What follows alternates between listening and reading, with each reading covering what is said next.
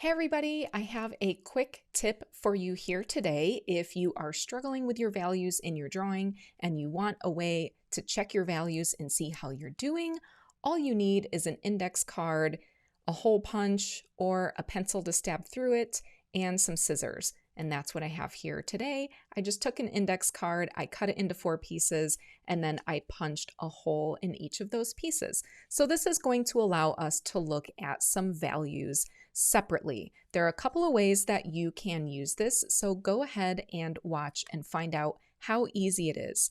Also, if you prefer to do this digitally, I'll have a digital hack for you at the end as well. Let's check it out.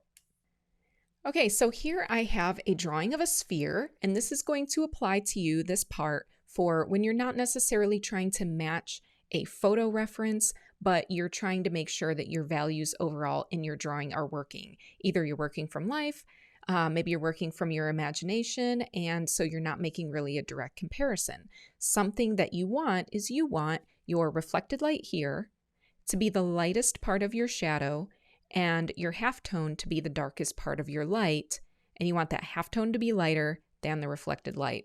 So you can use these. You just set one over that reflected light and one over the halftone. And let me move my fingers so that the shadow is not on there.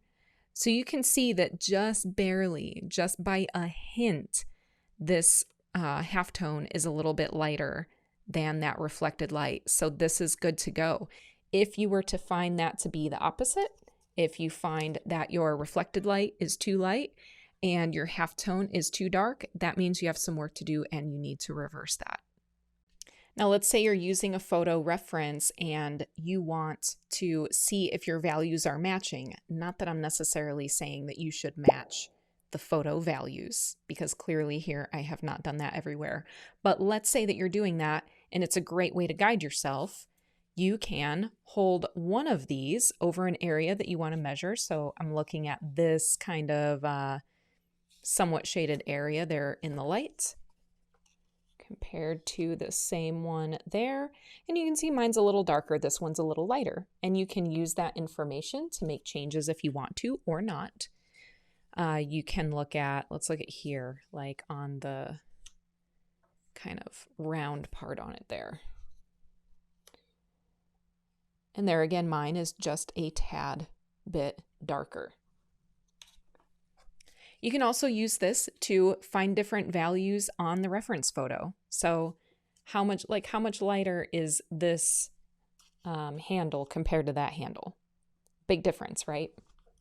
Finally, I have a hack for all you iPhone users. Of course, this is going to work on the iPad as well. If you have Procreate, you probably already know how to do a bunch of this stuff. And I'm sure that there's a way to do the same thing on non-iPhone phones. It's just what I happen to have. I did not do it from the photo. I did it from life. So the poses are going to be a little bit different and everything.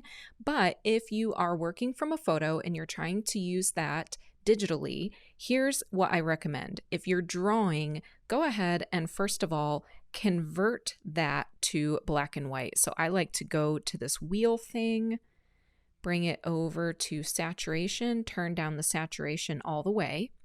And then what we're going to do now is we're going to sample a color. So let's say that I'm looking at the dark area on her hair. I'm going to go there, I'm tapping the little thing with the color there, and then I'm using the eyedropper, and I'm going to maneuver that onto her hair and grab that color, okay? Now, I don't need to do anything else there. We're done with that. I'm going to move over to my drawing. I'm also going to convert that to black and white. So that way we're comparing apples to apples.